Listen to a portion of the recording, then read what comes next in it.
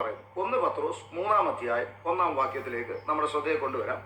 1 പത്രോസ് 3-ാം അധ്യായം 1-ാം വാക്യത്തിലേക്ക് നമ്മുടെ ശ്രദ്ധയെ കൊണ്ടുവരാം. ഞാൻ വായിക്കുന്നു.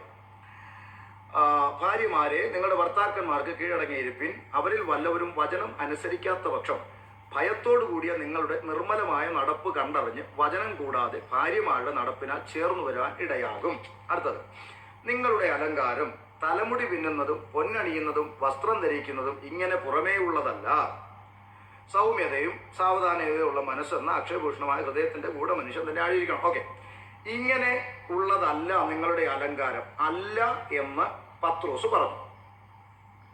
കർത്താവായ യേശു ക്രിസ്തുവിന്റെ ശിഷ്യനായിരിക്കുന്ന പത്രോസ്, അപ്പോസ്തലനായ പത്രോസ് പറഞ്ഞു, ഇതല്ല മണവാട്ടി സഭയുടെ സൗന്ദര്യം, വീണ്ടെടുക്കപ്പെട്ട ദൈവ കുഞ്ഞുങ്ങളുടെ സൗന്ദര്യം ഇതുകൊണ്ടല്ല, അല്ല എന്ന് പത്രോസ് പറഞ്ഞു. ഇതെങ്ങനെ ഉപദേശമാകുമെന്നാണ് നിങ്ങൾ ചിന്തിക്കുന്നത്? പറയാം ശാന്തമായി കേൾക്കുക. പത്രോസ് പറഞ്ഞു, ഇതല്ല സഭയുടെ സൗന്ദര്യം, ഇതല്ല. അപ്പോൾ ഒരു ചോദ്യം ഈ വായിച്ച ഭാഗത്തുനിന്ന് വരും. തലമുടി പിന്നുന്നതോ പൊന്നണിയുന്നതോ വസ്ത്രം ധരിക്കുന്നതോ. അപ്പോൾ വസ്ത്രവും ധരിക്കരുതെന്ന് ഷമീർ പാസ്റ്റർ വിശ്വസിക്കുന്നുണ്ടോ എന്നൊരു ചോദ്യം ഇങ്ങോട്ട് വരാം. ഞാൻ മറുപടി പറയാം. അപ്പോൾ ഇതല്ല എന്ന് പത്രോസ് സ്ഥാപിച്ചു, ഇതല്ല എന്ന് പറഞ്ഞു. അപ്പോൾ ഒരാളുടെ വാമൊഴിയായി. ഇനി വ്യത്യസ്തമായ മറ്റൊരാൾ പൗലോസാണ്. പൗലോസിന്റെ വാമൊഴി എന്താന്ന് നമുക്ക് നോക്കാം. 1 തിമോത്തിയോസ് 2-ാം അധ്യായം 9-ാം വാക്യം ഇങ്ങനെ പറയുന്നു, ഔവണ്ണം സ്ത്രീകളും യോഗ്യമായ വസ്ത്രം ധരിച്ച് ലജ്ജാശീലത്തോടും സുബോധത്തോടും കൂടെ തങ്ങളെ അലങ്കരിക്കണം. അപ്പൊ എന്തുകൊണ്ട് അലങ്കരിക്കണമെന്ന് പറഞ്ഞു. ഇനി എന്തുകൊണ്ട് പാടില്ല? പിന്നിയ തലമുടി, പൊന്ന്, മുത്ത്, വിലയേറിയ വസ്ത്രം. അപ്പൊ നേരത്തെ ക്വസ്റ്റ്യൻ ഇവിടെ മറുപടി കിട്ടി. വസ്ത്രം ധരിക്കരുതെന്ന് പറഞ്ഞാൽ എങ്ങനെ വസ്ത്രം? വിലയേറിയ വസ്ത്രം, ആഡംബരപരമായിട്ടുള്ള വസ്ത്രം, അതൊക്കെ ഒഴിവാക്കണമെന്ന് വെച്ചാൽ യെസ്, ഒഴിവാക്കണം. പുസ്തകത്തിലുള്ളത് കൊണ്ട് അത് ഒഴിവാക്കണം. അപ്പൊ വിലയേറിയ വസ്ത്രം, മുത്ത്, പൊന്ന് എന്നിവ കൊണ്ടല്ല. അപ്പൊ നിങ്ങൾ ശ്രദ്ധിക്കുക, ഇവിടെ ഒരു വ്യാഖ്യാനവും വേണ്ട. പത്രോസ് പറഞ്ഞു, ഇതല്ല വീണ്ടെടുക്കപ്പെട്ട സഭയുടെ സൗന്ദര്യം, പൊന്നുമല്ല, മുത്തുമല്ല, വിലയേറിയ വസ്ത്രം, ഇതൊന്നുമല്ല. ഓക്കെ, ഇതല്ല. പൗലോസും പറഞ്ഞു ഇതല്ല. നമുക്ക് പണ്ടത്തെ അപ്പച്ചന്മാർ എന്ത് എഴുതിയെന്നൊന്നും നമുക്ക് നോക്കണ്ട, തിരുവചനം എന്ത് പറയുന്നു മാത്രം നോക്കിയാൽ മതി. അപ്പൊ പൗലോസ് പറഞ്ഞു ഇതല്ല, പത്രോസും പറഞ്ഞു ഇതല്ല. അപ്പൊ രണ്ടു വാമൊഴിയാൽ ഇവിടെ ഉറപ്പിക്കപ്പെട്ടു, വീണ്ടെടുക്കപ്പെട്ട സഭയുടെ സൗന്ദര്യം പൊന്നുകൊണ്ടോ മുത്തുകൊണ്ടോ അല്ലെങ്കിൽ ആഡംബര വസ്ത്രങ്ങൾ കൊണ്ടോ ഒന്നും അണിഞ്ഞൊരുങ്ങി നടക്കുന്നതല്ല, വീണ്ടെടുക്കപ്പെട്ട വേർപെട്ട ഒരു ദൈവ പൈതലിന്റെ സൗന്ദര്യമെന്ന് ആ പത്രോസും പറഞ്ഞു അല്ല, പൗലോസും പറഞ്ഞു അല്ല. പിന്നെ ഇതാണെന്ന് ആരാണ് പഠിപ്പിച്ചത്? ഏതാണ് ആ വാക്യം? അതാണ് എൻ്റെ ഒന്നാമത്തെ ക്വസ്റ്റ്യൻ. ഇതാണെന്ന് ഇവർ രണ്ടുപേരെയും മറികടന്നു. ഇവർ തന്നെ, പൗലോസ് തന്നെ പറഞ്ഞു, ഞങ്ങൾ പഠിപ്പിച്ചതിന് വിപരീതമായി ഞങ്ങളാകട്ടെ സ്വർഗത്തിൽ നിന്ന് ദൂതം വന്ന് പഠിപ്പിച്ചാലും ശപിക്കപ്പെട്ടവനെന്നാണ് പറഞ്ഞിരിക്കുന്നത്. അപ്പൊ ഇവരുടെ പഠിപ്പിക്കലിന് വിരോധമായി ഇവരെ രണ്ടുപേരെയും മറിച്ചുകൊണ്ട്, അത് അവർ രണ്ടുപേരും അല്ലെന്ന് പറഞ്ഞെന്ന് നിങ്ങൾ കേൾക്കണ്ട, അതാണ് സഭയുടെ സൗന്ദര്യം, അതൊക്കെ ഇടാം എന്ന് പഠിപ്പിച്ചത് ഏത് അപ്പോസ്തലനാണ്? അതാണ് എൻ്റെ ഒന്നാമത്തെ ചോദ്യം. അപ്പൊ നിങ്ങൾക്കൊരു മറു ചോദ്യം. അങ്ങനെയാണെങ്കിൽ പാസ്റ്റർ, കേരളത്തിലുള്ളവർ മാത്രമേ സ്വർഗത്തിൽ പോത്തോളോ? അതാണ് ഏറ്റവും വലിയൊരു ചർച്ചാ വിഷയം. കേരളത്തിലുള്ളവർ മാത്രമേ സ്വർഗത്തിൽ പോത്തോളോ എന്നാണ് പ്രധാനപ്പെട്ട ഒരു ചോദ്യം. ഇപ്പം എല്ലാവരും ചോദിക്കുന്ന ചോദ്യം അതാണ്. അങ്ങനെയാണെങ്കിൽ കേരളത്തിലുള്ളവർ മാത്രമേ സ്വർഗത്തിൽ പോത്തോളോ? പ്രധാനപ്പെട്ട ചോദ്യം. ഞാൻ മറുപടി പറയാം, ബൈബിളിൽ നിന്ന് തന്നെ പറയാം.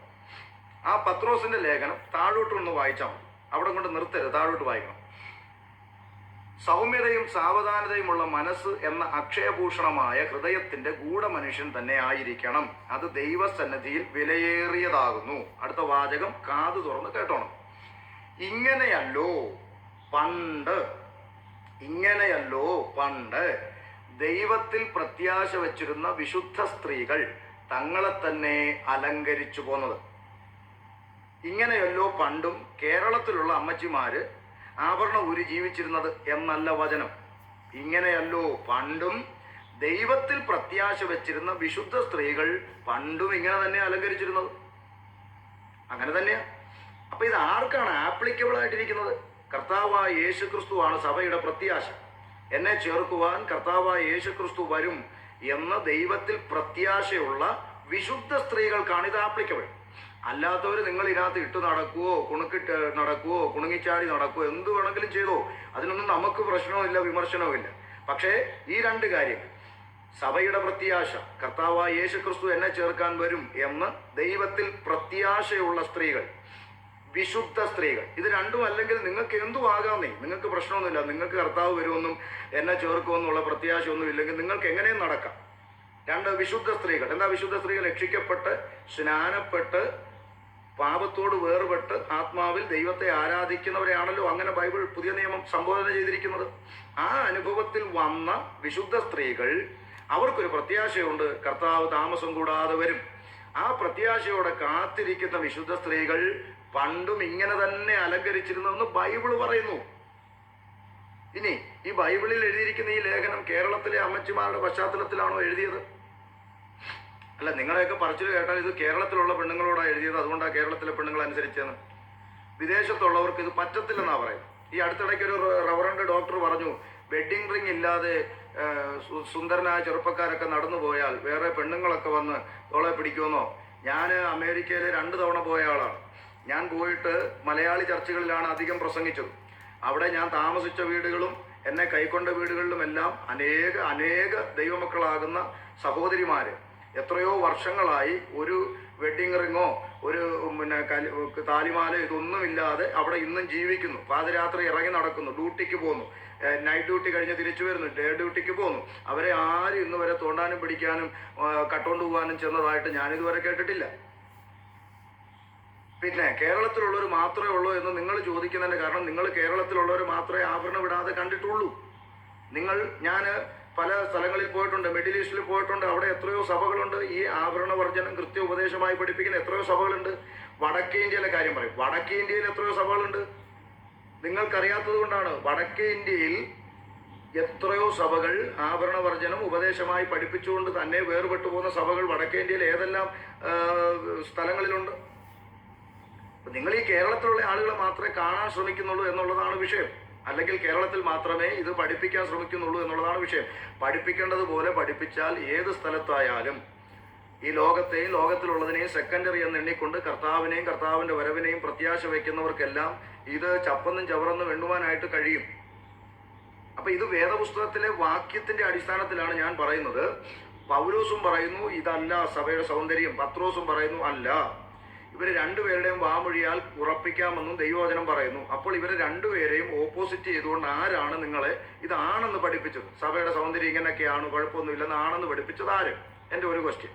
ഇനി നിങ്ങൾ ചോദിക്കുന്ന യേശു കൽപ്പിച്ചിട്ടുണ്ടോ? അതാണല്ലോ പ്രധാനപ്പെട്ട ചോദ്യം. ഇപ്പം ഈ കഴിഞ്ഞ ദിവസം ഒരു പോസ്റ്റ്, ഇന്നും കൂടെ ഒരു പോസ്റ്റിൽ ഒരു റോഷൻ ഹരിപ്പാട് ചോദിച്ചു, യേശു കൽപ്പിച്ചിട്ടുണ്ടോ? അദ്ദേഹം അത് തന്നെ ചോദിച്ചുകൊണ്ടിരിക്കുകയായിരുന്നു. യേശു കൽപ്പിച്ചിട്ടുണ്ടോ? തെളിയിക്കാം.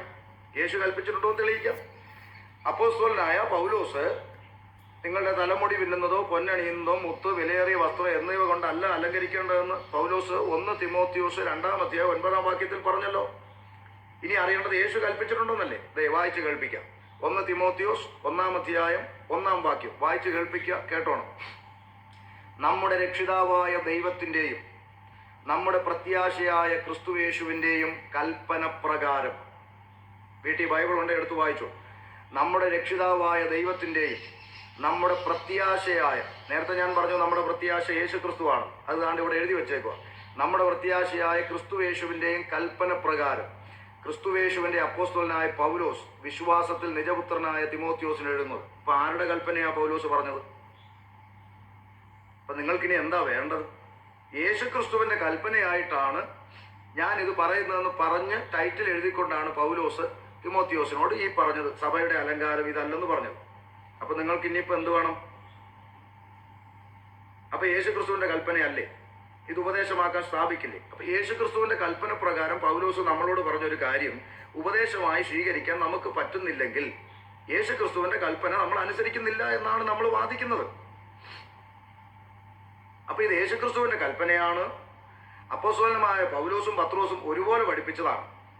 ഇനി ഈ ആഭരണം ഇടാം എന്ന് വാദിക്കുന്ന പുള്ളികള് പിന്നെ പറയുന്ന ഒരു ന്യായം. ഒന്ന്, യാക്കോബിന്റെ ലേഖനത്തിൽ കഴിഞ്ഞ ദിവസം ഒരു വലിയ അറിയപ്പെടുന്ന പ്രസംഗകനായ ഒരു പണ്ഡിതൻ പറഞ്ഞു എന്ന് പറഞ്ഞിട്ടാണ് എൻ്റെ ഒരു സുഹൃത്ത്, എൻ്റെ ഒരു സഹോദരൻ ദേവദാസൻ പറഞ്ഞു, അറിയപ്പെടുന്ന ഒരു പണ്ഡിതൻ പറഞ്ഞു പോലും, യാക്കോബിന്റെ ലേഖനത്തിൽ മോതിരം ഇട്ടുകൊണ്ട് പള്ളിയിൽ വരുന്നവരെ കുറിച്ച് എഴുതിയിട്ടുണ്ടല്ലോ. എന്താ ഇതിനൊക്കെ പറയുക? ഞാൻ ഇന്നൊരു സഭയുടെ പാസ്റ്ററാണ്. എൻ്റെ ചർച്ചിൽ വരുന്നതെല്ലാം ആഭരണം ഇല്ലാത്തവരാണോ?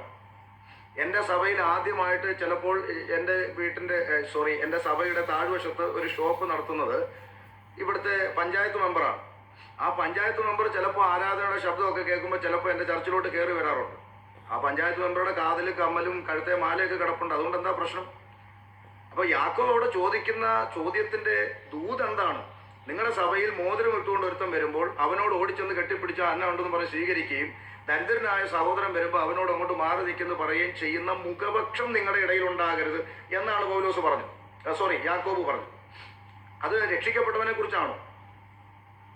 ഇപ്പൊ എൻ്റെ സഭയിൽ ആ പഞ്ചായത്ത് മെമ്പർ കയറി വരുമ്പോൾ ഞാൻ ഓടിച്ചെന്ന് മെമ്പറാണെന്നും പറഞ്ഞ് കൈ കൊടുത്ത് അല്ലെങ്കിൽ സ്വീകരിച്ച് വലിയ സാധനം കൊടുത്തിട്ട് എൻ്റെ സഭയിൽ രക്ഷിക്കപ്പെട്ട് സ്നാനപ്പെട്ട് വേർപെട്ട് ആരാധിക്കുന്ന സാധുവായൊരു വിശ്വാസി വരുമ്പോൾ അവനെ മൈൻഡ് ചെയ്യാതെ അവനെ ഞാൻ അവിടെ കാണാൻ ഇരിക്കുന്നു പറഞ്ഞാൽ അത് മുഖപക്ഷമാണ്. അത് അരുതെന്നാണ് യാക്കോബ് പഠിപ്പിക്കുന്നത്. ഇനി ഒരു വാദത്തിന് നിങ്ങൾ പറയുക, യാക്കോബ് പറഞ്ഞത് സഭയിൽ വരുന്ന വിശ്വാസികളെ കുറിച്ചാണെന്നൊരു വാദത്തിന് നിങ്ങൾ വാദിച്ചോളൂ. അങ്ങനെ ആണെങ്കിൽ യാക്കോബ് ആർക്കൊക്കെ എതിരായി? പത്രോസ് പഠിപ്പിച്ചതിനും പൗലോസ് പഠിപ്പിച്ചതിനും വിപരീതമായിട്ടാണ് അന്നേരം യാക്കോബ് പഠിപ്പിച്ചതെന്നും കൂടെ നിങ്ങൾ സമ്മതിക്കണം. അപ്പൊ കോൺട്രഡിക്ഷനായി. അപ്പോൾ അതെങ്ങനെ ദൈവിക വചനമാകും?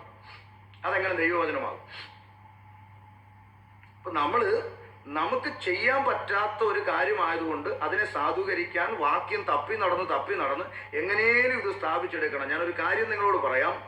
ഇത് ദൈവസഭയ്ക്കകത്ത് ഒരു കാലത്ത് ഗൗരവമായി കണ്ടിരുന്ന പല കാര്യങ്ങളും ഇപ്പോൾ പണ്ഡിതന്മാരുടെ ഉള്ളിൽ പിശാച് കയറിയിട്ട് ന്യൂട്രലൈസ് ചെയ്ത് എന്ത് ചെയ്യാണ്? വളരെ ലാഘവത്തോടെ എന്ത് ചെയ്യാണ്? കാരണം ഇപ്പം റോയി എന്ന് പറയുന്ന ഒരു അച്ചാൻ ഇട്ടിരിക്കുന്നു, ഇനി മുതൽ ഗൾഫിൽ പോയി സ്വർണം ധരിക്കുന്നവരുടെ മുമ്പിൽ പ്രസംഗിക്കരുത്, അവരുടെ കയ്യിൽ നിന്ന് പൈസയും വേണ്ടാന്ന് പറയണം. സഹോദര, സ്വർണം ധരിക്കുന്നവരുടെ അടുത്ത് പോയി അല്ലേ ഇത് തെറ്റാണെന്ന് പറയേണ്ടത്? ധരിക്കാത്തടുത്ത് പോയി എങ്ങനെ പറയും? ഞാനിപ്പോൾ ഈ കഴിഞ്ഞ 3 ദിവസം ബോംബെയിൽ വടക്കേ ഇന്ത്യയിൽ ശുശ്രൂഷിച്ചിട്ട് വന്നതാണ്. ഞാൻ അവിടെ എൻ്റെ മുമ്പിൽ സ്നാനപ്പെടാൻ വന്നവരോടും ഞാൻ ഈ കാര്യങ്ങൾ പറഞ്ഞു തന്നെയാണ് പഠിപ്പിച്ച് അത് മാറ്റിയിട്ട് തന്നെയാണ് അവരെ സ്നാനം കഴിപ്പിച്ചത്. അവരതിന് തയ്യാറായല്ലോ. എന്താണ് പ്രശ്നം? സ്വർണം അമേരിക്കയിൽ ചെന്ന് അവിടെ സ്വർണ്ണം ഇടുന്നുണ്ടാകും. അവരുടെ മുമ്പിലും ഇത് തെറ്റാന്ന് പഠിപ്പിക്കാനുള്ള ആർജവം ഉണ്ടാകണം. ഞാനത് പ്രസംഗിച്ചിട്ടാണ് ഇവിടെ ഇരുന്ന് നിങ്ങളോട് ഇത് പറയുന്നത്. അമേരിക്കയിലും പ്രസംഗിച്ച കാര്യമാണ്, ഹ്യൂസ്റ്റണിൽ ഞാൻ പ്രസംഗിച്ചതാണ്. അപ്പൊ അതിന് ആർജവം ഉണ്ടാവണം. ആഭരണം ഇട്ടുകൊണ്ട് നമ്മുടെ സഭയിൽ ആളുകൾ വരുന്ന ഉടനെ ആ ആഭരണം ഇട്ടവർക്ക് ഇവിടെ പ്രവേശനമല്ല, ഇറങ്ങെന്ന് പറയാനല്ല. അവർ വന്നോട്ടെ, ഇരുന്നോട്ടെ. അവരെ രക്ഷയിലേക്കും സ്നാനത്തിലേക്കും നയിക്കുവാൻ അവർക്ക് ദൈവവചനം പഠിപ്പിക്കുന്ന സമയത്ത്, സ്നാനത്തെക്കുറിച്ച് ക്ലാസ് എടുക്കുന്ന സമയത്ത് അവർക്ക് വിശുദ്ധി എന്താ, വേർപാടെന്താ, സ്നാനമേറ്റ് കഴിഞ്ഞാൽ, രക്ഷിക്കപ്പെട്ട് കഴിഞ്ഞാൽ, സ്നാനപ്പെട്ട് കഴിഞ്ഞാൽ ഒരു വ്യക്തി ഇന്നലെ വരെ ജീവിച്ച അനുഭവമല്ല, ഇനി അങ്ങോട്ട് എങ്ങനെ ആയിരിക്കണമെന്ന് പറഞ്ഞു കൊടുത്ത് ക്ലാസ് കൊടുക്കുമ്പോൾ ഈ വിഷയം പറഞ്ഞു കൊടുക്കണം. അപ്പോഴാണ് അവർ എന്ത് ചെയ്യുന്നത്? വേർപാടിൻ്റെ അനുഭവത്തിലേക്ക് വരുന്നത്. അത് പറയാത്തത് കൊണ്ടാണ് പ്രശ്നം. അത് പറഞ്ഞാൽ സ്വോത്ര കഴിച്ച് സഞ്ചിയിൽ വീഴുന്നത് കുറയും. ഞങ്ങൾ സഞ്ചി നോക്കി പ്രസംഗിക്കുന്നവരല്ലാത്തത് കൊണ്ട് എവിടെ പോയാലും ഇത് ഇങ്ങനെ തന്നെ പ്രസംഗിക്കും. അല്ലാതെ ഇവിടെ ഇരുന്ന് ഇത് പറഞ്ഞിട്ട് ഞങ്ങൾ അമേരിക്കയിൽ ചെല്ലുമ്പോൾ മാറ്റി പറയുന്ന പ്രസംഗകരല്ല. ഞങ്ങളുടെ നിലപാട് തന്നെയാണ്. ഇനി തല പോയാലും നിലപാടിൽ ഉറച്ചു നിൽക്കുക തന്നെ ചെയ്യും. പക്ഷേ എനിക്ക് അതിനേക്കാൾ രസകരമായി തോന്നുന്നൊരു കാര്യം പറയാം. ഇവിടെ ഈ ഫേസ്ബുക്കിനകത്തൂടെ ആഭരണം തെറ്റല്ല, ആഭരണം ഇട്ടവൻ സ്വർഗത്തിൽ പോകുന്നതിന് തടസ്സമല്ല എന്നൊക്കെ പറഞ്ഞ് വലിയ പ്രബന്ധം എഴുതി വിടുന്ന ആളുകൾ ഈ പ്രബന്ധം മുഴുവൻ എഴുതിയിട്ട് അടിയിൽ ഒരു ബ്രാക്കറ്റ് ഇട്ടിട്ട് എഴുതുന്നതെന്നറിയോ? ഞാനോ എൻ്റെ കുടുംബമോ ആഭരണം ധരിക്കത്തില്ല. അതെന്ത് വിരോധാഭാസമാണ്? പ്രബന്ധം മുഴുവൻ എഴുതിയിട്ട് ഞങ്ങളത് ധരിക്കാറില്ല. അതെന്ത് നിങ്ങൾ ധരിക്കാത്തേ? നിങ്ങൾ ധരിച്ചോ? നിങ്ങൾ എന്താണ് ധരിക്കാത്തേ? പ്രബന്ധം നിങ്ങൾ എഴുതിക്കോ. എഴുതുമ്പോൾ നിങ്ങളൊരു നിലപാടുള്ള ആളാണെങ്കിൽ നിങ്ങൾ എന്ത് ചെയ്യണം? നിങ്ങൾ ആഭരണം ധരിച്ചിട്ട് പറയണം, ഞങ്ങൾ ഇത് ഇട്ടുകൊണ്ട് സ്വർഗത്തിൽ പോകുന്നതിന് തടസ്സമൊന്നും അല്ലെന്ന് വിശ്വസിക്കുന്നുണ്ട്, ഞങ്ങൾ ഇട്ടു. നിങ്ങൾ എന്തേ ഇടുന്നില്ല? നിങ്ങളുടെ ഭാര്യയ്ക്ക് എന്തേ വാങ്ങിക്കൊടുക്കുന്നില്ല? അത് ഞങ്ങൾ പണ്ടേ അങ്ങ് ഉപേക്ഷിച്ചത് കൊണ്ട് ഇടുന്നില്ലെന്നേ ഉള്ളൂ എന്ന് പറയാം. ശരി, സമ്മതിച്ചു. നിങ്ങളുടെ തലമുറയെ നിങ്ങൾ എന്തിനാ പറ്റിക്കുന്നത്? നിങ്ങളുടെ മക്കൾ പഠിക്കുന്ന സ്കൂളിൽ മറ്റ് ഹിന്ദുക്കളും മുസ്ലിങ്ങളും കൊച്ചുങ്ങളൊക്കെ പഠിക്കുന്ന സ്കൂളല്ലേ? അപ്പോൾ അവിടെ വരുമ്പോൾ നിങ്ങളുടെ കൊച്ചിനെ നോക്കി കമ്മലും മാല ഇടാത്തതെന്നൊക്കെ നോക്കി കുഞ്ഞുങ്ങളെ കളിയാക്കത്തില്ലേ? ആ കുഞ്ഞുങ്ങളെ എന്തിനാണ് നിങ്ങൾ പറ്റിക്കുന്നത്? അവരെ പറഞ്ഞ് മനസ്സിലാക്കണം, ഇത് പാപമൊന്നുമല്ല മക്കളെ, സ്വർഗത്തിൽ പോകുന്നതിന് തടസ്സമൊന്നുമില്ല, അതുകൊണ്ട് പപ്പ മക്കളെ കാത് കുത്തി തരട്ടെ എന്ന് പറഞ്ഞ് അവരുടെ കാത് കുത്തിച്ച് തുളയിട്ട് ഒരു സ്വർണ്ണമൊക്കെ മേടിച്ചിട്ട് കൊടുത്തൊരു ഫോട്ടോ എടുത്ത് ഫേസ്ബുക്കിൽ അപ്ഡേറ്റ് ചെയ്തിട്ട് പ്രബന്ധം എഴുതണം. അപ്പോഴതിന് നിലപാടെന്ന് പറയും. അല്ലാതെ പ്രബന്ധം മുഴുവൻ എഴുതി തീർന്നിട്ട് ബ്രാക്കറ്റിൽ ഞാനും എൻ്റെ കുടുംബം ഉപയോഗിക്കത്തില്ല. എന്നാടോ ഉപയോഗിക്കാത്തേ? എന്നാ പ്രശ്നം എന്നാ? അപ്പം അതിനെയാണ് ഇരട്ടത്താപ്പെന്ന് പറയും. നമ്മുടെ നിലപാടുകളിൽ നമ്മൾ ഉറച്ചു തന്നെ നിൽക്കുന്നു. ഇനി എന്തുകൊണ്ട് ദൈവം ഇത് ഇഷ്ടപ്പെടുന്നില്ല, അല്ലെങ്കിൽ പുതിയ നിയമസഭയിൽ എന്തുകൊണ്ട് ദൈവം ഇങ്ങനെ എഴുതി എന്നൊക്കെ ചോദിച്ചാൽ അല്പം പഴയ നിയമത്തിലോട്ട് വേണമെങ്കിൽ പോകാം. യെഹെസ്കേൽ പ്രവാചകന്റെ പുസ്തകത്തിൽ പറയുന്നു, ആഭരണങ്ങളുടെ ഭംഗി അവർ ഡംബത്തിനായി ഉപയോഗിച്ചു. ഒന്ന്, അവർ വിഗ്രഹത്തെ ഉണ്ടാക്കാൻ ഉപയോഗിച്ചിട്ടുണ്ട്, അതുപോലെ തന്നെ ഡംബത്തിനായിട്ട് ഉപയോഗിച്ചിട്ടുണ്ടെന്ന് എഴുതിയിട്ടുണ്ട്. ഈ ഡംബം ദൈവത്തിന് ഇഷ്ടമാണോ? സങ്കീർത്തനം 73 എന്താ പറയുന്നത്? സങ്കീർത്തനം 75:4 എന്താ പറയുന്നത്? ഡംബം കാട്ടരുത് ഡംബികളോടും, ഡംബികളെ ദൈവം വെറുക്കുന്നു. ഡംബം ദൈവം ഇഷ്ടപ്പെടുന്ന ഒരു കാര്യമല്ല. അപ്പൊ ആഭരണം ഡംബത്തിനാണ് ഉപയോഗിക്കുന്നത് എല്ലാവർക്കും അറിയാം. ഒന്ന്. ഇനി രണ്ടാമത്തെ കാര്യം, അതവർക്ക് അകൃത്യ ഹേതുവായിരുന്നു എന്ന് യെഹെസ്കേൽ പറയുന്നുണ്ട്. അകൃത്യം സമം പാപം, ഹേതു സമം കാരണം. അതവർക്ക് പാപ കാരണമായി മാറി. ആഭരണം ജനത്തിന് പാപ കാരണമായിരുന്നു. അതുകൊണ്ട് ഞാൻ അത് കവർച്ചയ്ക്കായും കള്ളന്മാർക്കായും ഏൽപ്പിക്കും എന്ന് ദൈവവചനം പറയുന്നു. അപ്പം അത് ഞാൻ പഴയ നിയമം കൊണ്ട് സ്ഥാപിക്കാൻ ശ്രമിക്കുന്നില്ല. അതുകൊണ്ടാണ് പഴയ നിയമത്തിലേക്ക് ഞാൻ പോകാത്ത. ഒത്തിരി തെളിവുകൾ തരാൻ കഴിയും. പക്ഷെ പഴയ നിയമം വേണ്ട, പുതിയ നിയമസഭയ്ക്ക് ഉപദേശമാക്കാമോ എന്ന് ചോദിച്ചാൽ നിശ്ചയമായിട്ടും പുതിയ നിയമസഭയ്ക്ക് ഇത് ഉപദേശമാക്കുവാനായിട്ട് കഴിയും. ആ ഉപദേശമാക്കാൻ കഴിയുന്ന നിലയിലുള്ള വാക്യങ്ങളാണ് ഇതുവരെ പറഞ്ഞത്. പകുതിക്ക് വന്ന് ലൈവ് കേൾക്കുന്നവർ ആദ്യം മുതൽ ഞാൻ പറഞ്ഞ കാര്യങ്ങൾ മുഴുവൻ വേദപുസ്തകം എടുത്തു വെച്ച് കേൾക്കണം. അതിൽ പറഞ്ഞിരിക്കുന്ന ദൈവവചനം നിങ്ങൾക്ക് അംഗീകരിക്കാൻ കഴിയുമെങ്കിൽ, ഈ വേദപുസ്തകത്തിൽ എഴുതപ്പെട്ട വചനം നിങ്ങൾക്ക് തിയോളജി അനുസരിച്ച് എന്ത് ചെയ്യണം? യേശു കൽപ്പിക്കണം, അപ്പസ്വലന്മാർ ചെയ്യണം, ലേഖനങ്ങളിൽ എഴുതപ്പെടണം, അത് മാത്രമേ ഞങ്ങൾ ഉപദേശമാക്കൂ എന്നാണെങ്കിൽ തൃത്വം നിങ്ങൾ എവിടുന്ന് ഉപദേശമാക്കും? തൃത്വം നിങ്ങൾ എവിടുന്ന് ഉപദേശമാക്കും?